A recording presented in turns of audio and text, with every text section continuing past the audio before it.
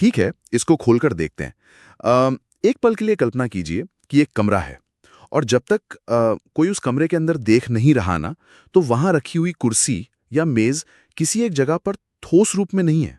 हाँ, मतलब वो एक तरह से धुएं या लहरों की तरह पूरे कमरे में फैले हुए हैं। बिल्कुल। लेकिन जैसे ही हम दरवाजा खोलकर अंदर देखते हैं, तो अचानक से सब कुछ अपनी जगह पर आ जाता है, एक ठोस आकार में। सुनने में ये पूरा किसी जादू या साईफाई जैसा लगता है ना? हाँ, अरे बहुत ही अजीब लगता है सुनने में। लेकिन सच्चाई ये है कि आज की जो आधुनिक फिजिक्स है या क्वांटम फिजिक्स जिसे हम कहते हैं, वो हमें रियलिटी के बारे में कुछ ऐसा ही बता रही है। सही बात है। और यहीं से एक बहुत बड़ी बहस शुरू होती है।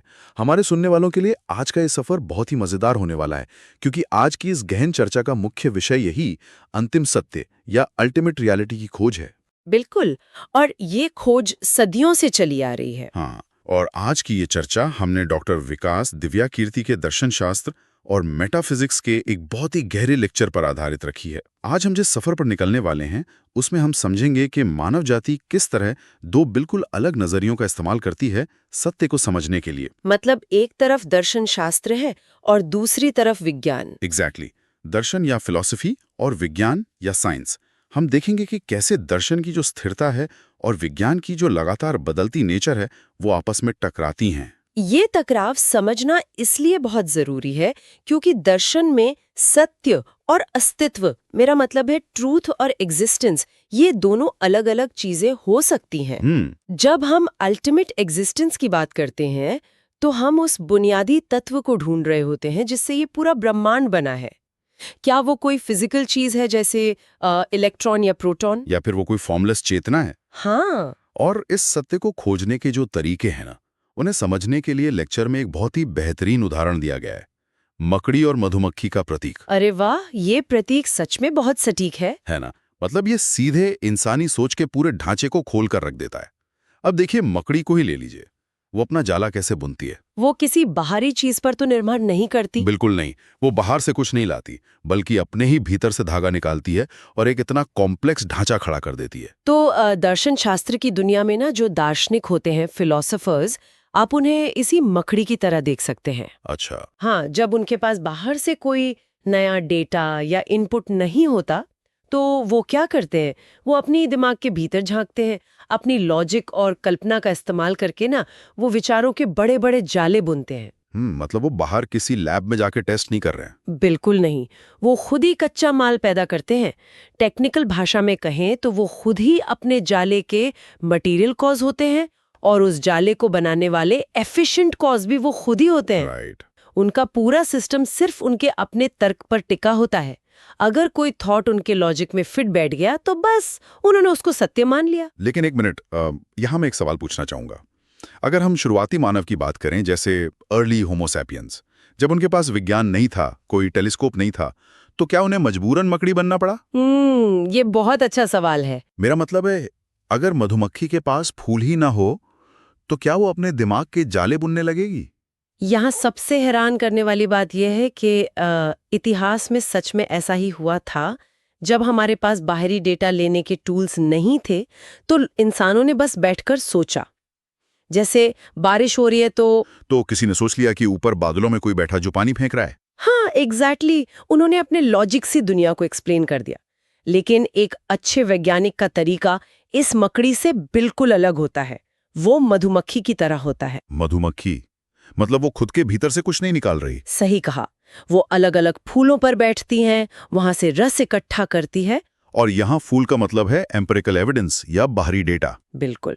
वैज्ञानिक अलग अलग एक्सपेरिमेंट्स और फैक्ट से ये डेटा जमा करते हैं। लेकिन मधुमक्खी सिर्फ रस लाकर छोड़ नहीं देती। राइट। वो उस रस को अपने भीतर ले जाती है, अपनी प्रोसेसिंग पावर, अपनी तर्क संगत क्षमता से उसे बदलती है, और तब जाकर शहद बनता है।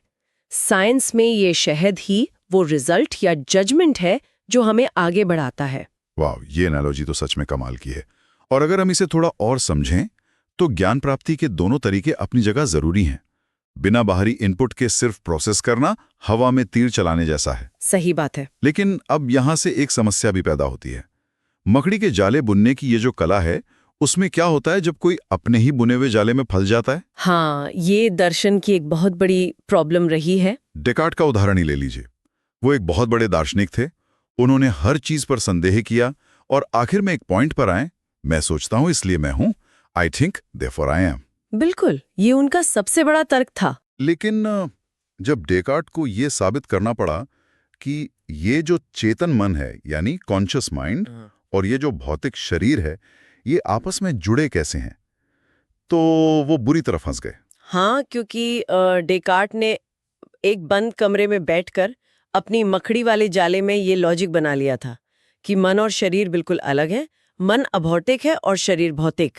राइट। तो अगर मुझे चोट लगती है जो कि मेरे भौतिक शरीर पर है, तो मेरे मन को दर्द क्यों होता है? यही तो दर्शन में इसे इंटरैक्शनिज्म की समस्या कहते हैं। उनके पास इसका कोई लॉजिकल जवाब नहीं था कि दो बिल्कुल अलग नेचर वाली चीजें एक दूसरे पर असर कैसे डालती हैं।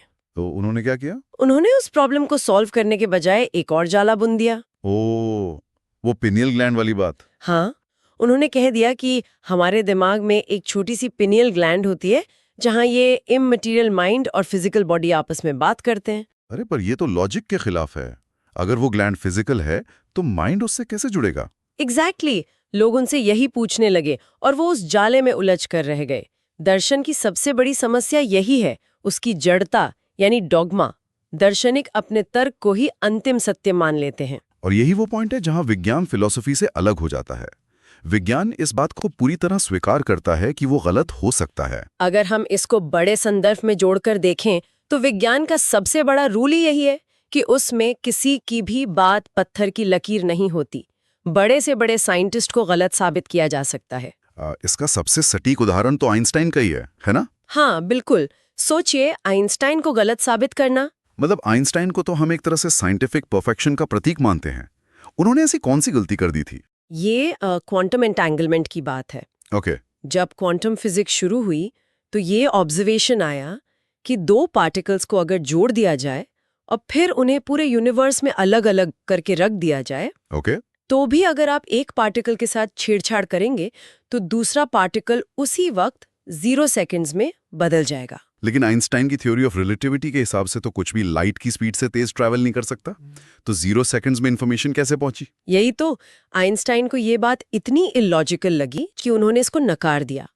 उन्होंने इसको spooky action at a distance बोला और अपने दोस्तों के साथ मिलकर EPR पैराडॉक्स नाम का एक पेपर निकाला। अच्छा। उन्होंने बेसिकली एक दार्शनिक की तरह एक जाला बुन दिया कि क्वांटम फिजिक्स अधूरी है और जरूर कोई ऐसी फिजिकल छोटी डिटेल है जो हमें नहीं पता। लेकिन जैसा कि हमने कहा, विज्ञान मकड़ी की तरह एक जगह नहीं रुकता।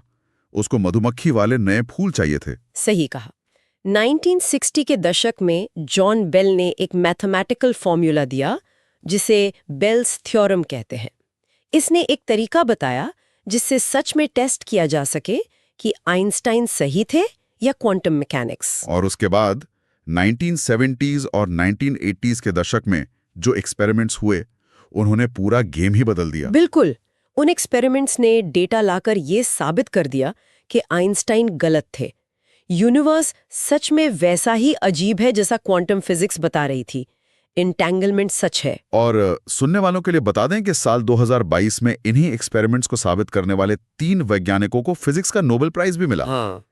विज्ञान नए शहद यानी नए डेटा के आधार पर अपनी पुरानी इमारत तोड़ने और नई सोच अपनाने में जरा भी नहीं डरता। तो इन सब का आखिर मतलब क्या है? जब विज्ञान इतनी तेजी से आगे बढ़ता है तो वो दर्शन के इन पुराने जालों को तोड़ देता है।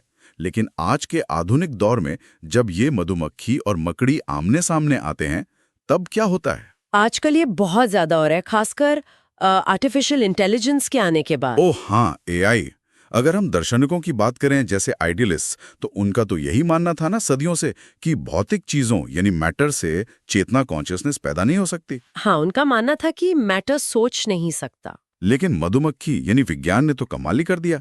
नया डेटा लाया, अलग अलग एक्सपेरिमेंट किए और आज हमारे सामने ऐसे कंप्यूटर्स और AI हैं जो पूरी तरह मटेरियल हैं, सिलिकॉन और वायर के बने हैं, पर लैंग्वेज समझ रहे हैं, प्रोसेस कर रहे हैं और सोच रहे हैं। बिल्कुल ऐसा लग रहा है जैसे चारवाका दर्शन जो था ना, हाँ, जो प्योरली भौतिकवादी थे, मटीरियलिस्ट थे। उनकी फिलॉसफी आज एआई के टाइम पर सच साबित होती दिख रही है।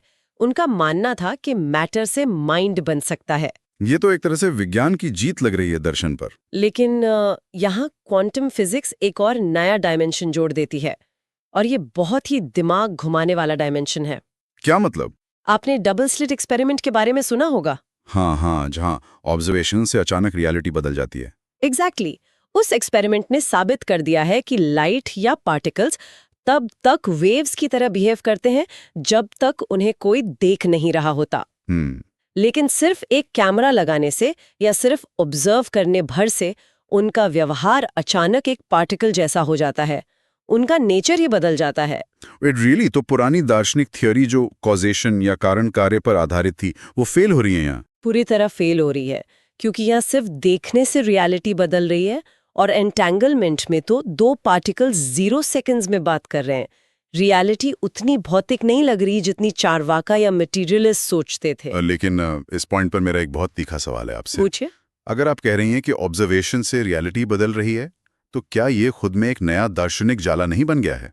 क्या अब विज्ञान घूम फिरकर खुद वापस दर्शन में तब्दील नहीं हो रहा? ये बहुत ही गहरा सवाल है, लेकिन इसका जवाब ये है कि आज के दौर में एक बेहतर दार्शनिक वही है जो विज्ञान को, जैसे डार्विन, क्वांटम मैकेनिक्स और केमिस्ट्री को साथ लेकर चले। अच्छा। मतलब मधुमक्खी के लाए गए इन एक्सपेरिमेंट्स और डेटा के बिना अगर मकड़ी अपना जाला बुनेगी तो वो सिर्फ एक कल्पना बनकर रह जाएगी।